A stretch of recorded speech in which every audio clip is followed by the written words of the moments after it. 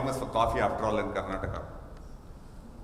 So, is the deck coming on? I am basically trying to boil the ocean in next 20 minutes. Okay, please bear with me, because one of the key things is we're trying to see what's the future of work. And future traditionally has been unpredictable. And all of us are trying to break this. And future of the work is such a beautiful topic. There is not one organization, but many of them we are spawning out into different phases. There is so much of material out there from different perspectives, right from McKinsey to Deloitte to Gartner to anybody and everybody we know who's writing and doing things on future of work. So what does actually future of work mean? And let's look at it, and we'll cover this in very 4 short bits as much as possible. So first thing is setting up a smart framework action plan for what is going to be the future of work. The second thing which I feel is this, managing the complexity of employees and work, employees who have never come to your office before. Okay, and that's the big problem we have. The third one is investing in the technology, making sure that we build the right efficiency modules. And last but not the least, designing a new model which will be the best fit for the workplace where we all work.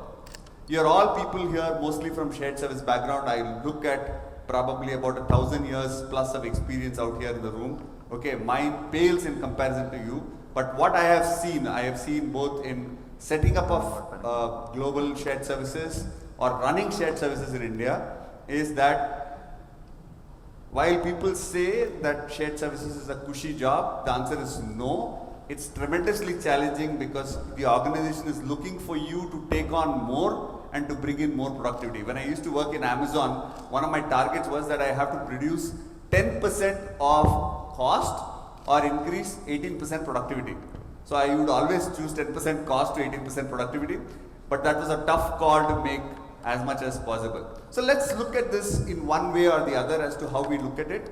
So here's what is crafting the strategy going to be. The crafting of strategy is actually in 3 different buckets, and it is spread on 8 different points. So let's look at it from 3 different buckets perspective, which is one is basically looking at what's the trend, how is it moving. The second one is to look at scenario creations. The last but not the least is to make sure that we have the future of work as a strategic planning initiative within the organizations. And how do we start this? We identify trends.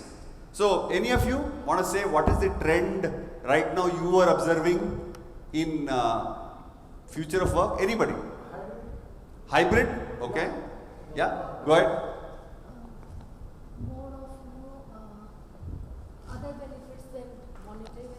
Other benefits other than monetary benefits, yes?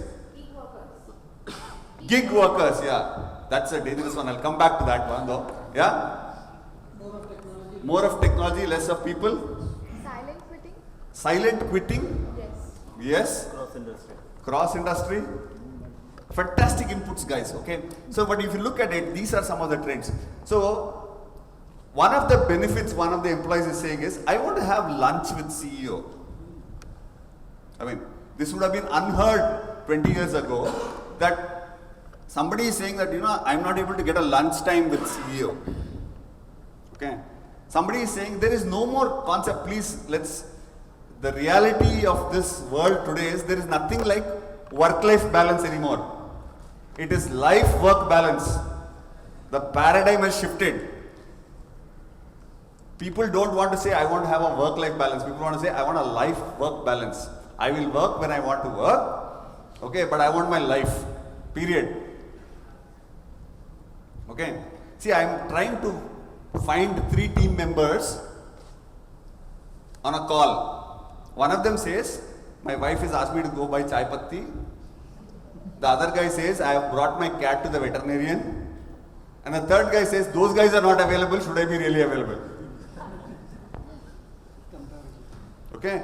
This is the scenario we are at right now, guys. So let's identify what are the trends, and this depends upon each shared service. It's an IT shared service, it's a HR shared service, it's a finance shared service, it's a procurement shared service, it's a supply chain shared service. It differentiates little by little. And that's what we are observing. Then look at interpreting these trends. Okay? Are these trends making sense? Are they falling in a pattern? That's very important. Right? For example, one of the companies I know, they're a very small shared service center. Okay? They're only 30 people, but they do some cutting edge work. Now they are saying, let's not go back to office at all. What they are doing is, 1 week in Thailand, 1 week in Bali, all of them are together. Okay, sitting and working across in rooms, having martinis and having fish and chicken and things like that. But a lot of work is getting done in that 1 week of interaction. Now I can't replicate that to a shared service center which has 4,000 people. Right? So we will have to be very conscious of making sure that we interpret those trends and use them. Oh, my slide's gone. There it is. Then we prioritize these trends, right? As to how do we use these trends which will have the biggest bang for the buck. Okay. Here comes the very critical part, developing scenarios and testing scenarios. The reason why we have to develop scenarios and test scenarios, how many of you finance folks here? Oh, fantastic, that's a good thing. So all of you would have heard about Sarbanes-Oxley, right? So Sarbanes-Oxley is nothing but test of design and test of effectiveness. So when you do developing scenarios, you develop them with an intention that, okay, if I have this kind of a scenario, how many people will be impacted? And then you test those scenarios, because in our business, the world is running super fast. Okay? All of us are in a race. Everyone, how many of you are from Bangalore? Let's make this interactive. Fantastic. So I think collectively we spent about 400 hours to get to this venue. Okay. Just in time is simply not possible in Bangalore, looks like. I mean, I was reading a Times of India article, somebody said the doctor actually left the car and ran for 45 minutes to perform the operation. I laughed at that article. But today I was in that position when I was stuck near the silk board. There's an old joke for Bangaloreans, you know, they said, no, yes, we will give Kashmir to Pakistan, but we'll also give them silk board. It's a much bigger problem to solve. So, welcome one and all. Fantastic to be here today. So I'm here I would want to keep this more interactive. It's more like for me to share with you. And so please interrupt me, stop me, ask me questions whenever you feel like. There is no limit to it. Of course, we'll try to do a quick Q&A once we are done with this. Are we good? Yeah? Yeah. This FOMO. We have the fear of missing out. So we all want to be there. We don't know what we are doing. You know, this is the problem. You know, I am also a victim of FOMO. My niece made sure that I got onto Instagram. Yeah, but now I have to go and post on Instagram because I'm there now. Fear of missing out is high. So we have to fail fast. That's why we have to create test scenarios very fast. And once we do that, we identify initiatives which will work. Like for example, how do we say this? Somebody is saying that I want to have a college degree or a second degree in next 2 years while I work from home. Okay? I want to have at least one international exposure. I want to look at learning a different skill set. Right? So, which initiative will be the one which will long-term benefit the organization? It could be employees who tend to be more digital than the traditional ones. And the next one is to design these programs around this and look at those programs. Like for example, I'll say, hey, you know what? I'll hire you at 6 lakh rupees per annum, but I'll give you 2 lakh rupees every year for any courses which you may do in this bucket. It could be intelligent automation, it could be digitization, it could be intellectual property rights, depending upon what organization where you fit in. Let us say if you are a legal process shared services, right? So you can say, hey, you want to do something on intellectual property rights and the laws related to that, or cyber security laws, or you want to do an environmental law, I'll give you 2 lakhs. Okay? If you are doing a project management organization, you say, okay, 1 lakh rupees for you to do any course which could be agile, or it could be waterfall, or it could be PMP, or whatever it is. Okay? If you are a finance organization, you want to do CPA, CIMA, CISA, whatever it is, 2 lakh rupees for you like that. So those programs get designed, and then this has become the key critical thing, measuring progress. All of us are being measured today. In my organization right now, for about 350,000 employees globally, all people managers are measured on something called Pulse. And the Pulse is a employee satisfaction score. It comes out every month. So you are dinged on 2 things. Okay? What is your participation rate and what is your satisfaction rate? So you can't really beat the system. So literally, my appraisal by my team is happening every month. Okay, and then it's also compared to the organizational benchmark. If the organizational benchmark is say 85% participation with satisfaction index of 8.2, if my participation is 75 and my score is 6, I'm going to get dinged big time. Why is your employee force not motivated enough? Why are they not engaged enough? So on and so forth. So this is the virtual cycle, or the virtuous cycle of creating, to be more precise, crafting and maintaining a future of work strategy. Let's go to this. Employee assimilation is the key. Okay, I think this is what is the biggest challenge which all of us are facing across the globe in different forms and shapes. And when I used to work in GE about 20 plus years ago, this was one of the books which was given to us. Okay, and I'd strongly recommend, if you have not read this book, go take a look at it. This is super detailed. It's a little painful to read, but you can read it in bits and parts. But Michael Watkins' book on first 90 days. First 90 days will determine your employee's future. It will determine whether that employee is going to work, progress, be a star or not be a star in your organization. And that 90 days is when it's a greenhouse kind of a thing where you have to cultivate and make sure that the employee is assimilated. And this is the biggest challenge we saw during pandemic, when people did not see each other face to face. Half the time people would not come on camera. Okay, why? Because everybody is doing lungi login. Right? Yeah, people stop shaving, there was no personal brand of grooming to come out there and look nice. Okay, that worked for some time because you were still speaking to familiar people whom you know. But as attrition, the great attrition started happening, you became more and more unfamiliar, people lost that touch. And when people lost that touch, that's when the assimilation became a problem. And when that assimilation became a problem, we are finding disengagement. We are not finding that glue which bonds together, which reminds me. So when any of you think about something to stick with, what do you think? Yeah? Yeah, what glue? Fevi-stick. Anybody else? Fevicol. Okay, anybody else? Personal connect. Personal connect. This is sticking in a different level, my lady.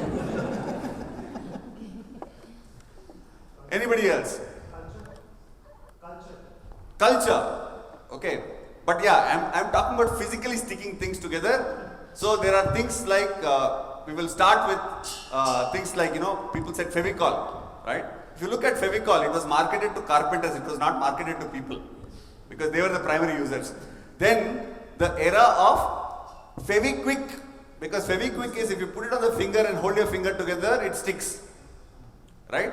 But there's also another kind of glue which came out because somebody wanted to invent a super glue, okay? And that glue was invented by a company called Minnesota Mining and Manufacturing, popularly known as 3M, okay? And that glue was the post-it glue. We need all these kinds of glue. We need longevity types of glue from Fevicol perspective. we need the quickness from a Feviquick perspective, and we also need the post-it kind of a glue to take and keep pasting back again.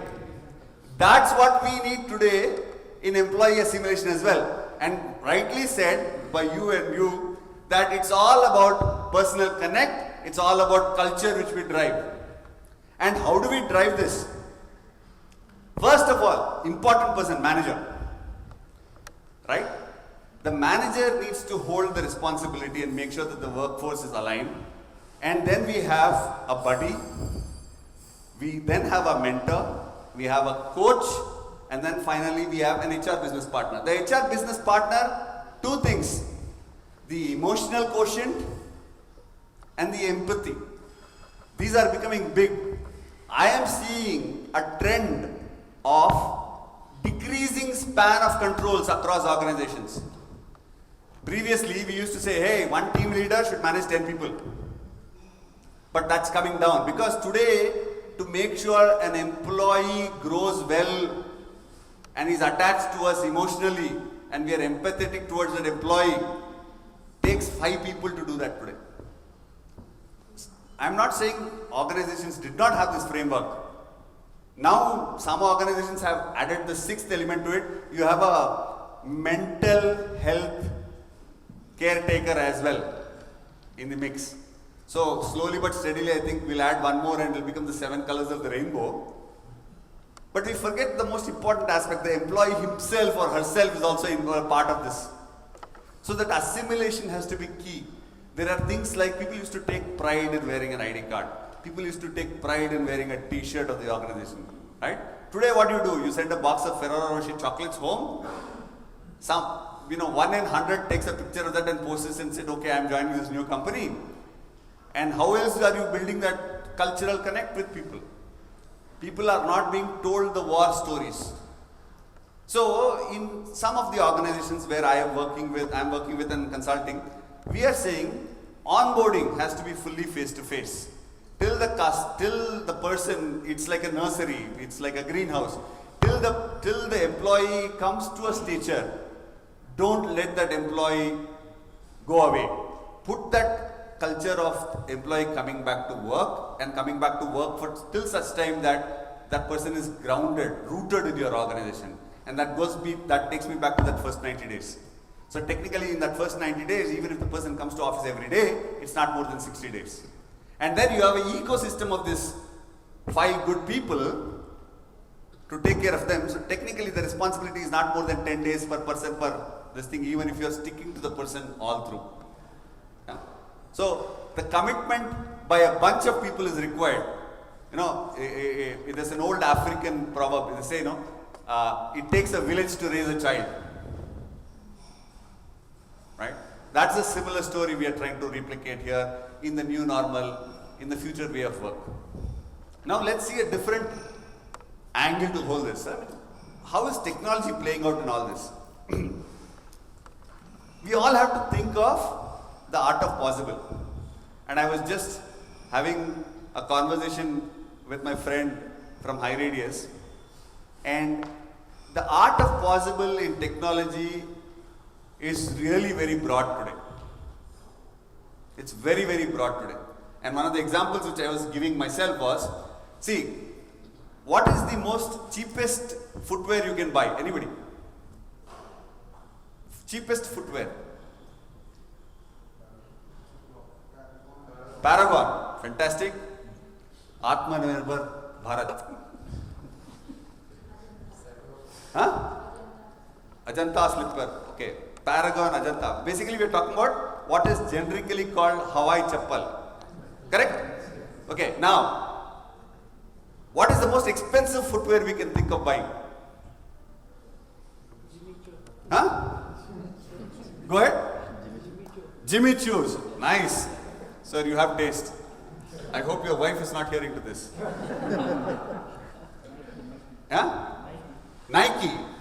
Anybody else? Gucci.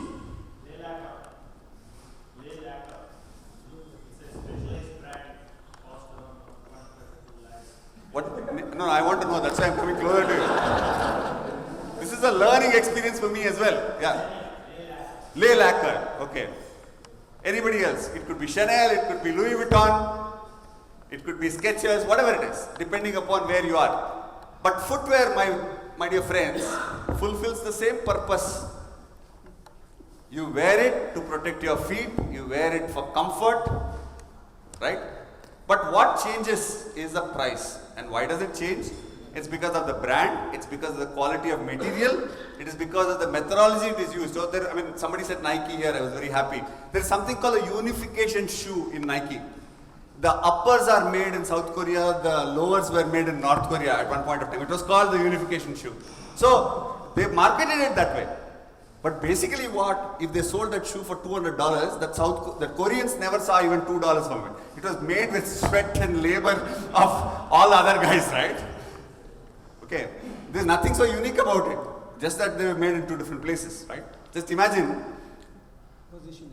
It's all about positioning, it's all about selling. So net what I'm saying, it fulfills one purpose. It protects your feet, it gives you comfort. Technology is also like that. In technology also, we have the Louis Vuittons, the Chanels, the Leilakers, the Nikes, the Ajantas and the Paragons.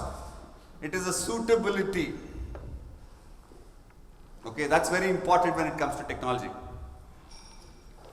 Right, because if you're trying to wear a Paragon chappal and trying to climb Mount Everest, you lost it. If you're trying to wear a Jimmy shoes and go on a hike, you've lost it. It has to be purpose built. So the art of possible is very much there in technology. And the basic idea it is to crack out the impossible. Impossible is largely in our mind, okay? Just imagine, in 1920, the fastest a human being could travel was not more than 60 miles per hour on a steam engine. Okay? Today we can do 30,000 kilometers per hour on a spacecraft. So we have come a long way. Okay, we have to break those. Imagine if Wright brothers had the fantastic idea to power their aircraft only with a steam engine. That thing would have never taken off with the weight of the coal and the engine itself.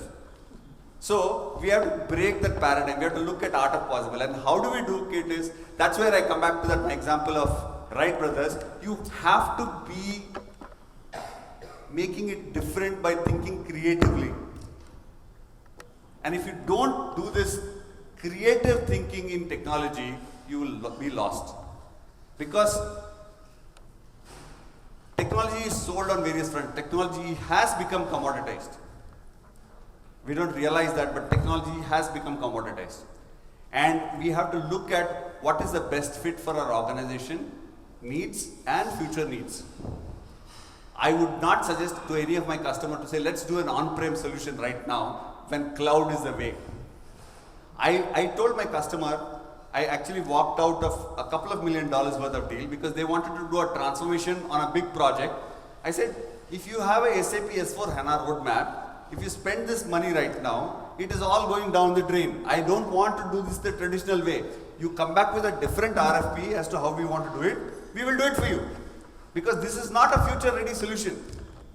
I don't want to build a bridge which will work for 2 years and then we'll have to think of building another bridge. I'm not into the business of building 2-bedroom apartments. We will build edifices for you which will last for a time. And here's what is happening.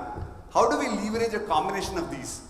You basically, all of us work on ERP systems. If it is HR, we work it on success factors or payday, workday.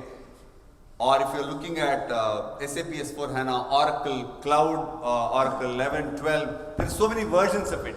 Then there are also workflows. We can use these workflows and ERPs, use orchestrators to enhance them better. Very little work has been done in shared services as well as some of the BPO companies on building very good data lakes. Okay. Once upon a time, Bangalore was supposed to be a wonderful city because it was a city of lakes.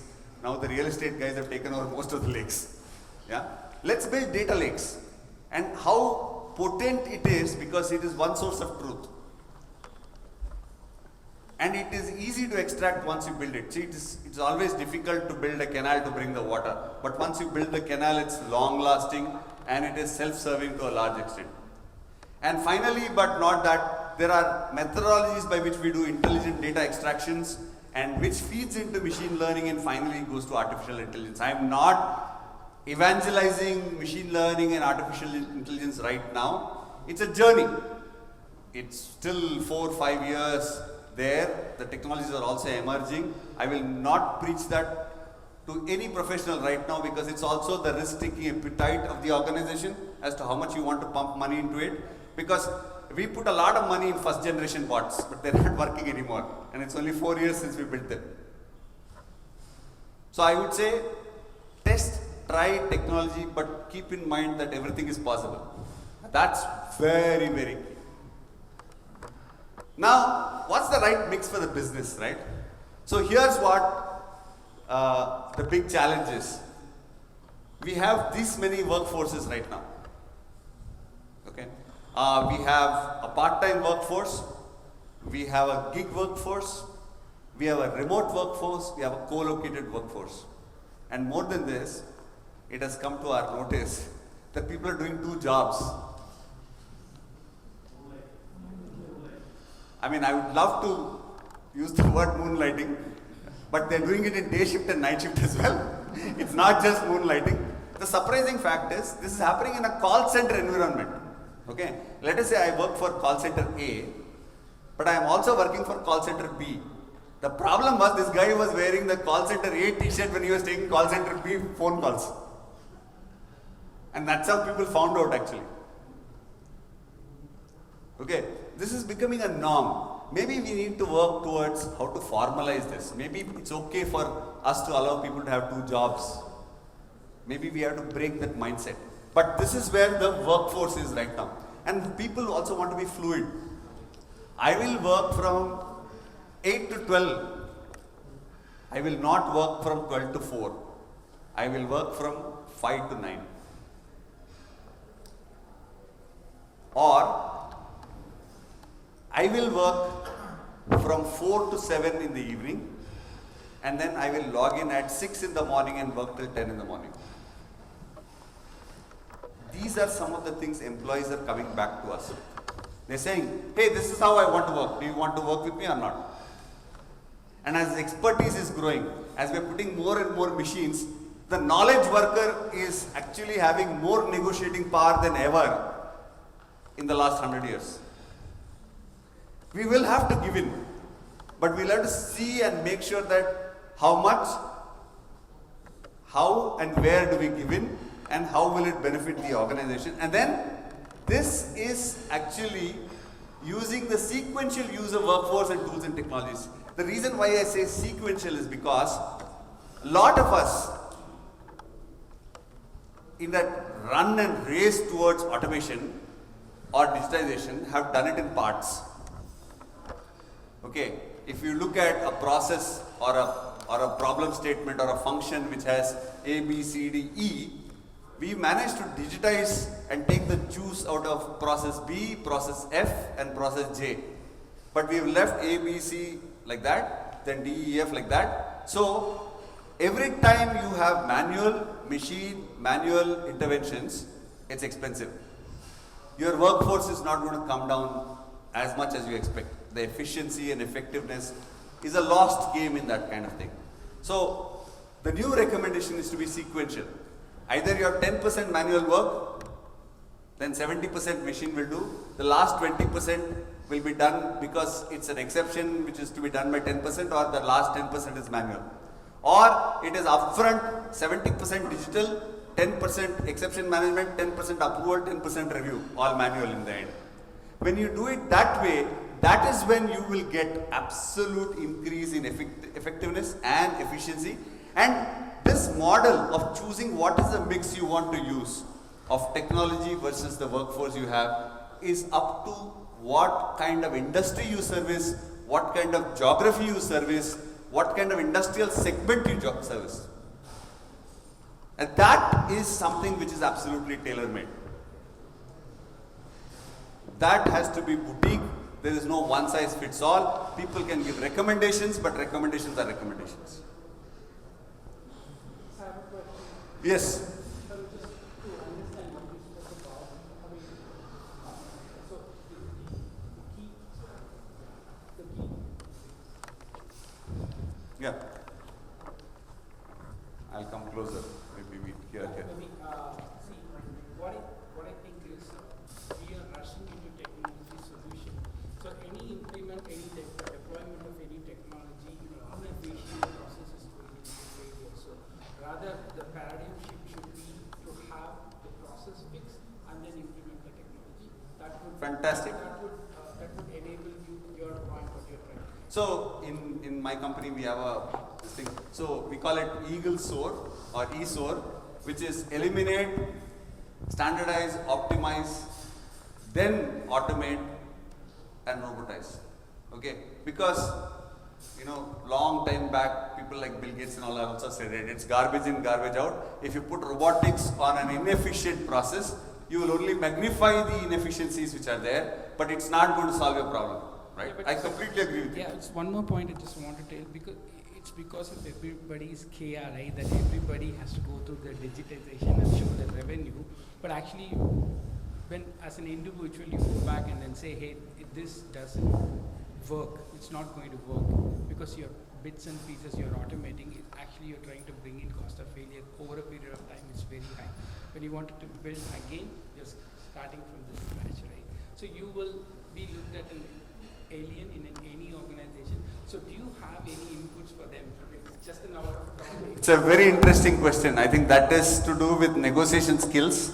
Okay, because in a meeting sometimes what happens is there are 8 guys, 10 guys sitting in a room. Your boss is saying, okay, how much productivity you want to give, each one of you. So people get up and say, I will do 8 people, 10 bots. Somebody will say, I'll do 20, I'll do 15 bots. Okay, you have to have a conviction around what you have, right? End of the day, my personal belief is this. I work in an organization till such time where my personal values and organizational values are together. The moment they are not, then I'm not going to work there, right? Because there is no point. I'd rather tell the truth, okay, and be admonished, but then, shut my doors to my conscience, okay? That's my personal view, right? But you may have other considerations. Oh, mera EMI kaun bandega? What happens to that and all? That's a different thing altogether. All of us go through that kind of situation also sometimes. Okay, I had somebody. I said, why the hell? I told my boss, why the hell are you committing for so much? We can't do it. Hey, we'll wait for 6 months. Ray. We'll see what will happen. My EMIs are also there. He said. So, these are the reality. I mean, very pertinent question. But fact remains that people have to become conscious because somebody has to show them a chart and say, hey, do you want to do this now? Or do you want to spend more money later? And it's a call. And one more thing is that, right, when people tell them in a conversation, people may ignore you and push you down. But if you write a nice business case around it and send an email, then people will take notice of it. Or people can't ignore it at that point of time. See, if they ignore it, their tacit approval is that they agree with it. If they come back and say, okay, I'll take the call, I'll take the risk, good for you, you are out of the window. Well, that's my advice. I mean, that's what I have done most of the time. Like, I tell customers, I'm very happy to support you in your journey, but I'm not trying to make money out of you for a short-term thing. I'm here for a long-term relationship with you. I have a reputational risk as an organization to protect. Because you know what? I can do something for you. Your successor will come and say, oh, these guys came, they took so much money and they didn't deliver value to us. I don't want to hear that from anybody in your organization. Whether it's you, your successors or anybody else in your organization. Yeah? So, with that, every ending is a new beginning. So I think pandemic is ending and we'll all have a new beginning. We'll have a different and a vibrant and a vivacious workforce which will be very different. They will not behave like us. That's something which is a given. But how do we make them work? How do we make them come to terms with tomorrow? And making that and moving on in this journey is very, very critical. I would definitely like to end here with my special thanks to High Radius for bringing us all together and especially also Answer so that they're trying to bring in the change management as a culture and bring products into their own world. And my heartfelt thanks to the great work which the Empiric team has been putting together, the kind of chases they have done on us. and how patiently she was following up with me for 50 minutes when I was sitting in the cab and helpless. And really, I mean, my heart goes out to all these people who have really been a part of this to make this happen, so that all of us could meet, network, catch up, exchange our ideas, thoughts, and become friends in the future, right? I think, thank you so much, and I am now open to taking any questions. Do we have time for questions? Can I? Yeah, sure. Okay. Any questions? Yes, sir. Want to be loud, because by the time the mic comes. 90 days of onboarding, but many of us have people where those first 90 days have elapsed already. Do you have any mantra for those people where the 90 days have elapsed? Thank you. That's a good one. See, I tell you one thing. One of the reasons why that 90 days elapse is because we don't pay attention in that first 90 days. And my first thing is that person should have minimal contact with the people whom we are losing out in the marketplace. Okay. I mean, don't let an employee who has quit the organization onboard this guy from a cultural perspective. Let him onboard that guy with respect to knowledge of the process and so on and so forth. But don't let these guys be the cultural ambassadors for you, right? And my personal mantra is, don't miss this 90 days. It's really a golden window.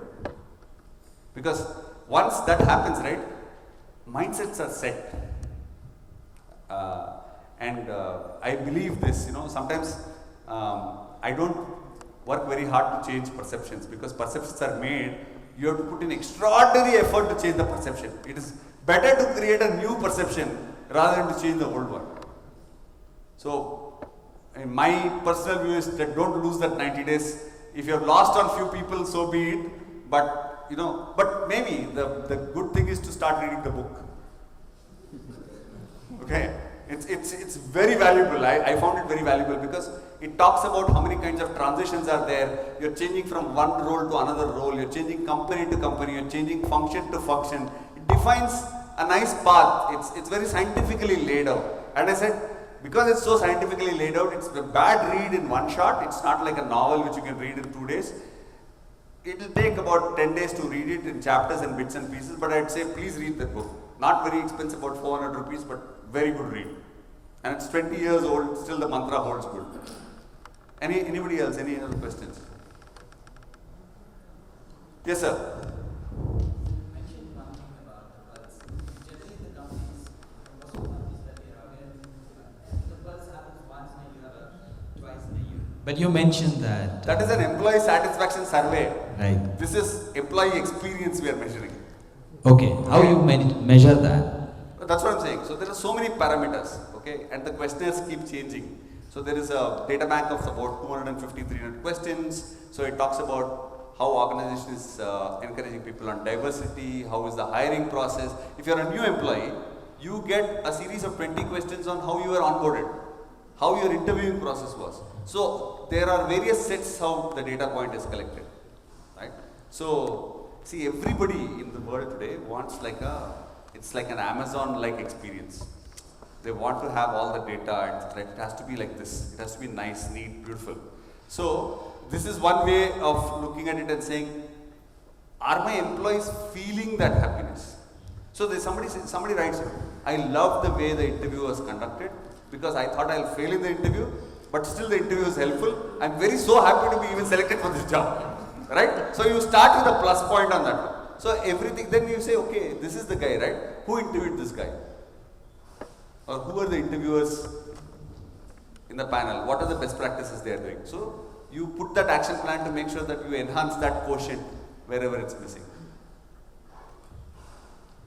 See, it's eventually investing of time and energy in creating a large Wikipedia of FAQs or best practices, which all of us follow, and that will pay in time. Anybody else? Yes? So, with the virtual onboarding and all of that experience, there is some bit of impersonation that is happening. when yeah. somebody else is being interviewed and the happened person to who's me. come on board is totally somebody else. No, So it happened to me. Identical twins, huh? okay. Two brothers basically. I interviewed the younger brother, the elder brother joins the company. I'm ready the Aadhaar card also. He showed me the Aadhaar card and I have a snapshot of that. But the day he joined, 2-3 days later, the personalities were completely different. So is there any best practices that most organizations are doing, or is there a way we? I'll tell you one thing. I know it's happened to me. Impersonations happen, and impersonations have been going on, to the best of my knowledge, for last 25 plus years. Okay. But I think recently. No. I'll tell you how it happens. In the olden days, the software body shopping companies used to be there. There used to be a big whiteboard in an interview room, and those time only, not even video, voice, phone only. So interview will ask the question. So what is an array in software? Okay, what is an array? So there was no Google also. So somebody will write on the whiteboard, and this fellow will read it out, and then this fellow will get a H1B visa and go away also. Okay, so this is, we Indians are very good at it, unfortunately. We are super good at doing jugaad. Yes, it happens, but it is minuscule and it can be avoided. There's no such best practice as such. I think you have to be very clear and concise. And now, okay, it reminds me, we do have a best practice now. What we do is we record the interviews. Okay. So when we record the interviews, what happens is, if I am doing a L3 level 3 interview, I actually take time to hear the L1 interview and the L2 interview. So I know how this person is answering. Is it like Sachin Tendulkar, 100 on one day and duck out on another day? Is he good on subject, bad on cultural fitment? What it is. So that when I go for my interview, my questions are completely on a different plane. So that we are actually evaluating different competencies of the same person, rather than, let me think, L1 interview, disjointed. Okay. Oh, okay. What do you know about accounting? Sir, I know ABC about accounting. Excellent. Okay. L1 done. L2. First question. Tell me something about accounting. Same answer. Brilliant. This guy knows everything about accounting. Third, L3 interview. What do you know about accounting? Same answer. This guy is so super great. Actually, you know what? We have basically beaten around the bush and we have evaluated him only on one thing. And we are probably making a bad hire. And you know what? Somebody comes out of the blue and says, okay, in accounting, how do you do this? That guy may not know actually. And that we'll discover when he joins us 3 months later. So that risk we are avoiding. So we are doing this show and tell kind of a thing, interviewing pattern now. And technology now is permitting that. We are able to do that. So it's working for us that way. Yeah? Yeah, I think one last question. One last. नहीं बेचारे ने हाथ खड़ा कर दिया. This question will be a little bit out of the context. But, Then we will take it in lunch. what do you think is the future, the near future, when we are talking about something like a slowdown or recession which is happening in a global economy or anything of that sort? Is it going to change the way things are going to? Very quick answer. Okay, I look at life in 3 circles. Personal circle, circle of influence, circle of life. Your question falls in circle of life. I have no influence over it. Future of work, little bit influence is there. My own life, full control, right? So, who thought of a war with Russia and Ukraine? We thought Russia will win in 3 weeks, we will be done. Okay. So, there are things which you should address it when it comes, or you should adapt when it comes. Like, this is like, you're asking me the question, like, nobody thought of a pandemic to come and be there for 2 years, right? So, there are things which you should not spend energies on focusing, trying to find a solution to a problem which may exist. So, in our world, we call it failure mode effect analysis, where we take severity of occurrence and the magnitude of occurrence and the probability of occurrence. When I take all these 3 things together, the score is probably low. When it occurs, it will be big impact. But the probability of occurrence and the severity of the chances to it occur may be low. So my risk priority number on that is low. So I would not put, it's not my immediate burning fire. Aaj sham mein kya, dinner mein kya khana hai? That's the more important thing. Recession will happen. It's up and down sometimes, and markets will correct themselves. I mean, there are self-correcting mechanisms and we will work on that, okay? Thank you so much. It was wonderful speaking to you and thank you for being such a nice audience. Thank you.